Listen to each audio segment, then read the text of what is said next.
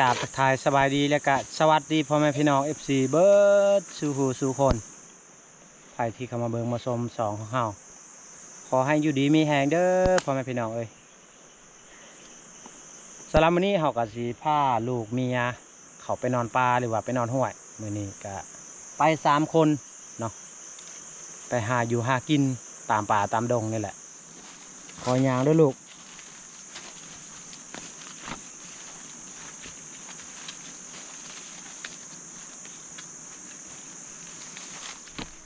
พอเราไปวันนี้ก็ใกล้พ่อแม่พี่น้องเอ้ย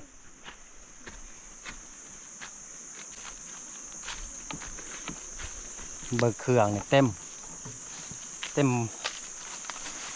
บาโลเลยขอยางด้วยลูกเส้นทางนี่จะเป็นเฮลซันถ้าว่าตกลงไปนี่น่าอาจจะสิบ่เหลือค่อยๆลูกคอยยางค่อยไปทางลุ่มจะเป็นน้ำค่อยลงลูกอันนี้จะเป็นเฮล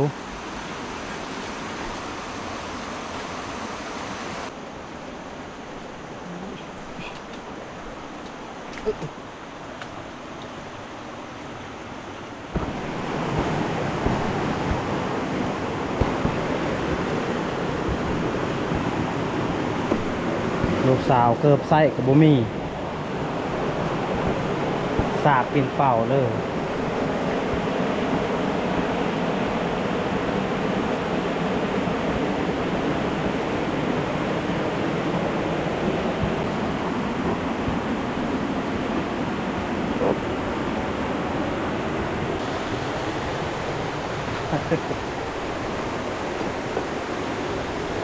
ทางนี่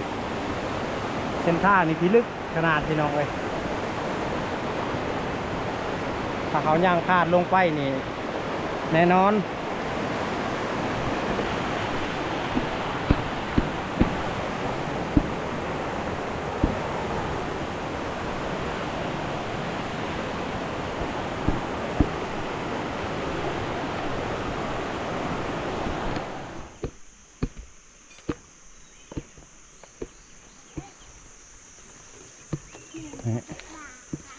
สถานที่ของเรามานอนก็คือมุงนี้แหละ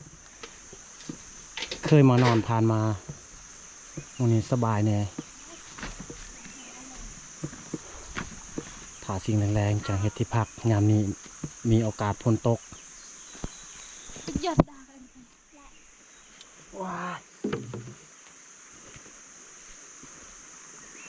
เครื่องนี่ก็นักเติบเขาถือจะเป็นเพยางเพราะว่ายามนี้มีโอกาสฝนตกแน่นอนถ้าสิ่งแรงจะคอยมาเฮ็ดที่พักหาอยู่หากินก่อน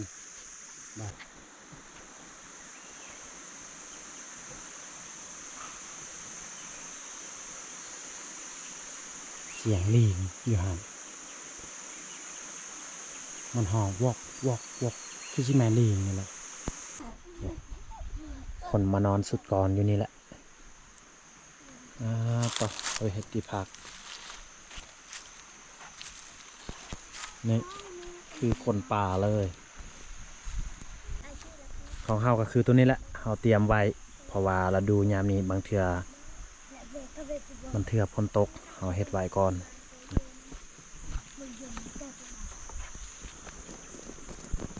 เฮาจะเกี่ยมมุ้งอันใบตองมุ้งใบตองแล้วเราจะคอยกางเต็นท์ไว้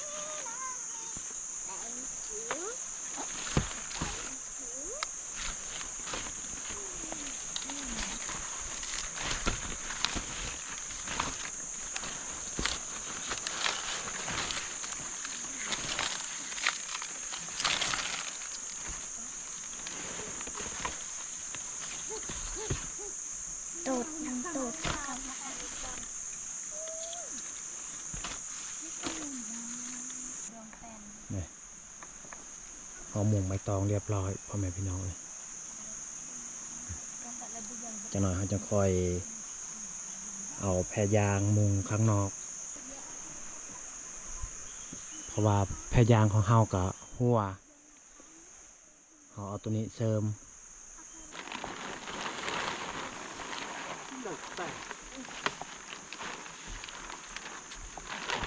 แพรยางคาดดึงกันเพิ่มก่อนอยู่ไม่กล้าก็เราดูนี่แรดก็ใต้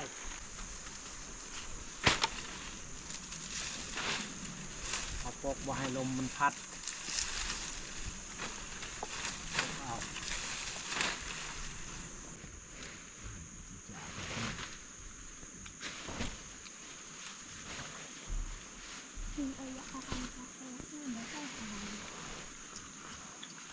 เดี๋ยวมันเด็กอ่อน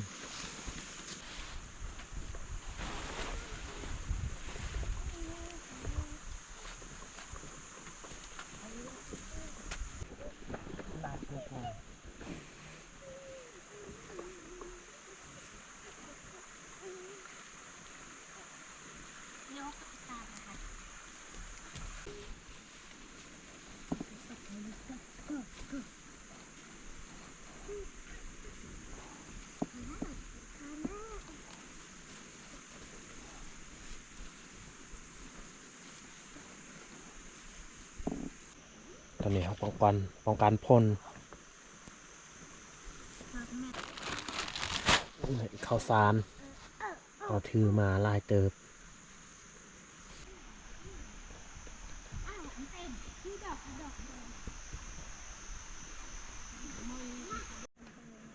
นี่ออกมารอบนี้เขาถือหมอนหัวน้ำแล้วก็มีมุงผม2 ผืนเครื่องนี่เต็มเลยในเต็นท์อันนี้เวลาเขานอนปลาเขาบริกลางเต็นท์เขาเอามุงไปตอนนี้พอดี5 โมงสีเกียมเอาไปใส่มองไว้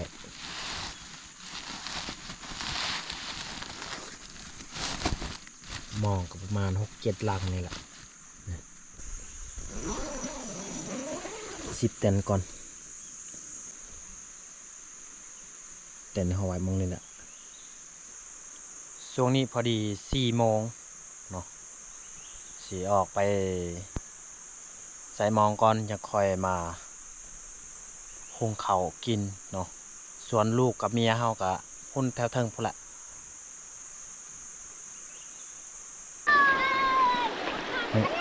เอื้อยกับน้องวภาอยู่นี่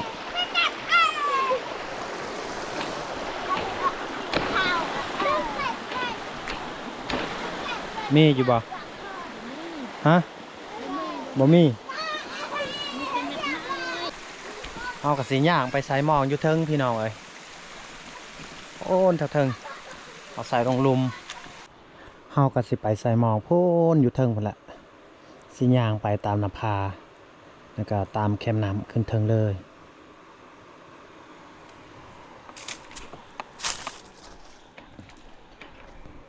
ใส่หมองกันยันแต่เมื่อยซื้อน้ำขุ่นแห้งนี่ใบไม้ไหลตลอดเลยอาจจะสีป่าสิบถึกมองเลยแหละ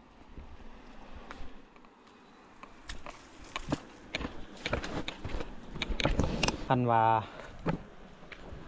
น้ำใส่หันอาจจะมีอยู่ป่าถึกพี่น้องเลยอันนี้น้ำคุณตลอดแล้วก็ใบไม้มันไล่ตามห้วยนี่นายจิป่าสีบ่ค่อยถึกมองบ่ถึกก็สิใส่ลองเบิ่งพี่น้องเอ้ย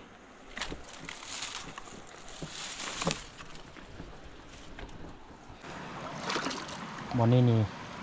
ลึกขนาดมันจะเป็นหน้าผา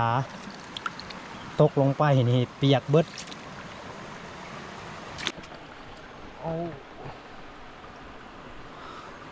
เกาะตามมือนี่แหละ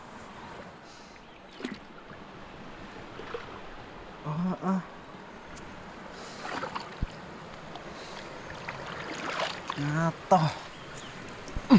พอดีวิทย์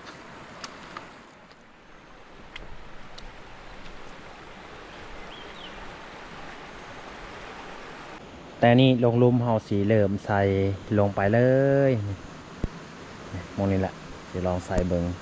แล้วก็ลงไปพุ่นเลยฮอดที่พักเฮา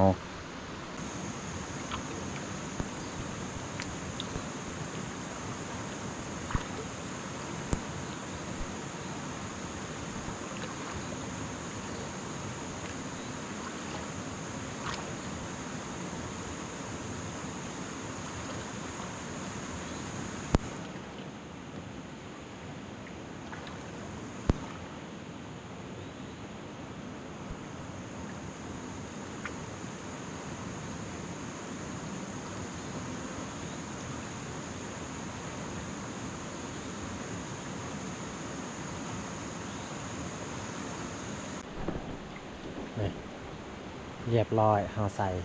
ลองมึงเขาบอกห้าใส่บอลเลิกใส่บอลตื่นๆเอา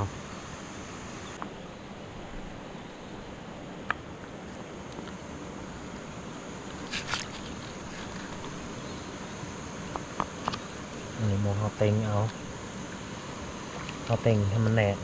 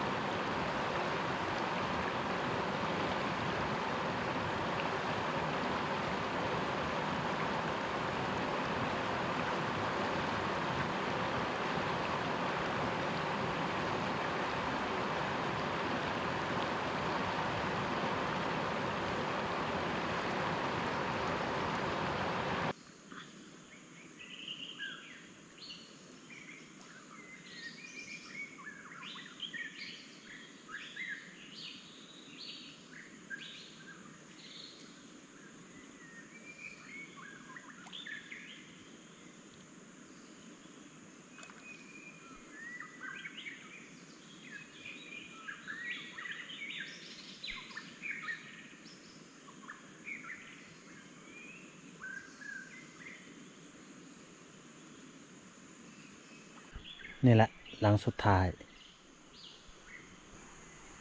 โอ้เขาใส่แต่เทิงไปแหละพอดีสำเร็จเลยทุกคนเลย8 ลังโซนนี้ก็คือ6 โมงยังแล้ว พอดีเขามาฮอตที่พักพอดีใกล้จะค่ำนี่เจะแมนเอื่อยเพิ่นลามเขาแล้วมาเบิ่งน้องบัวพาจะได้ หุงแล้ว หุงแล้วบ่หุงข้าวแล้ว นะครับ ได้ย่างกิน ผัก ผัก บนที่พักเขาบ่ได้ถือแฮบ่ได้ถืออันมองซานอีกเพราะว่ามันขาดเบิดไม่แต่เขาจะไปใส่อันมองไว้แล้วก็มาอื่นเช้าจะคอยมายามไม่แต่เขาถืออาหารการกินจากบ้านนี่แหละผัก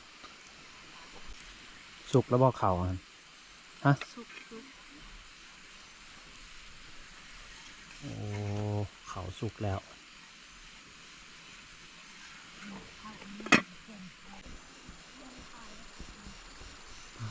บรรยากาศพี่น้องมื้อนี้อันแดดสีเหลืองๆ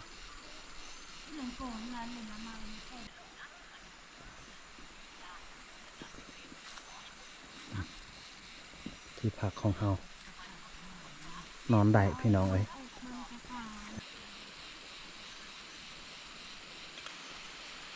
บรรยากาศเริ่มมืดพี่น้องเอ้ย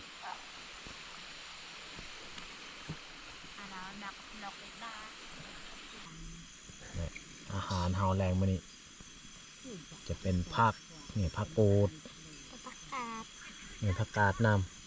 ำต้มใส่กับปลาน้ำพดแล้วเราต้องเอาปลาลง ปลาแห้ง กะ ที่ โห เอามาจากบ้าน อัดอัดตักกระดาษอีกจงงเนี่ย เขาไปที่หลังเลยที่มีคือดอง Sao phải cà phê là này ra chỉ ใส่ใส่มะกรูดลงไป มันมีมักพริกแล้วตีอยู่บอนป่า มือแล้ว บ่ต้องใส่ละพอกินบ่ได้ ผักโกดตะไคร้ เอาผักกูดลงอีกหรือว่าผักกูดน้ำล่างข้นตัวเอาบวงคนปลาแห้ง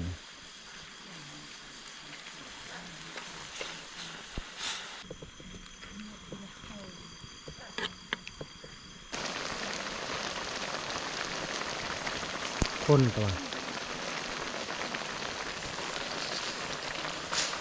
มีซีซี ลองเบิกบกเข็นบ่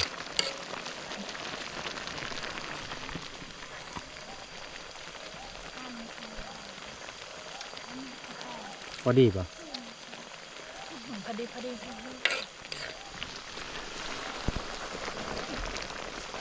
ักดี หอมบัวนะครับหอมจีนหอมปอบนำเอาหอมลงเลยแบบนี้แหละประมาณเฮาอยู่ป่านี่อาหารสิบ่แซ่บปานใดก็กินแซ่บไปเลยก็คืออยู่บ้านป้องบัดนี้โอ้เนี่ยข้าวหน้ำตามป่าพ่อทางนี้จะแม่นข้าวหลามอ้าวเดี๋ยวญาตายายเบิ่งแยงลูกเต่าเด้อทำมาหากินใส่ชีวิตเสือในป่าในดงขอให้อยู่ดีมีแห้ง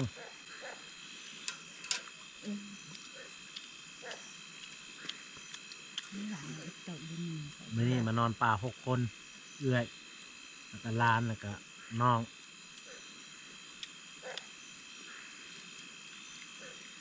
แล้วนะก็ มื่ออื่นมาฮื้อบางเทื่อสินอน3 คนนี่แหละ3 คนนี่สิกลับบ้านนกปลาปอกลุดเป็นแง่น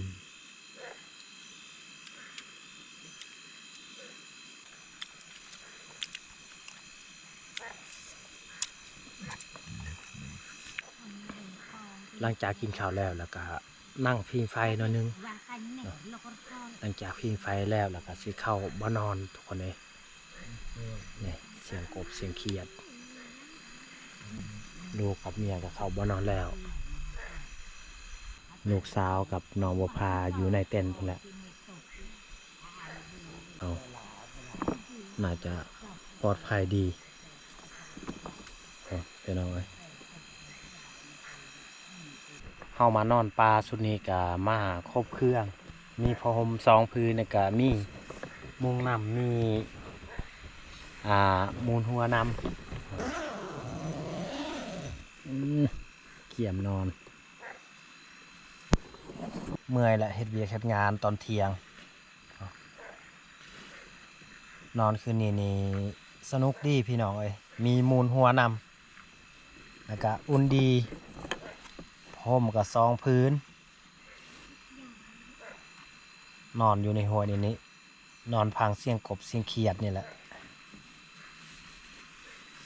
บ่าวต้มอย่างอยู่เฮือนเราบ่ไปน้ำ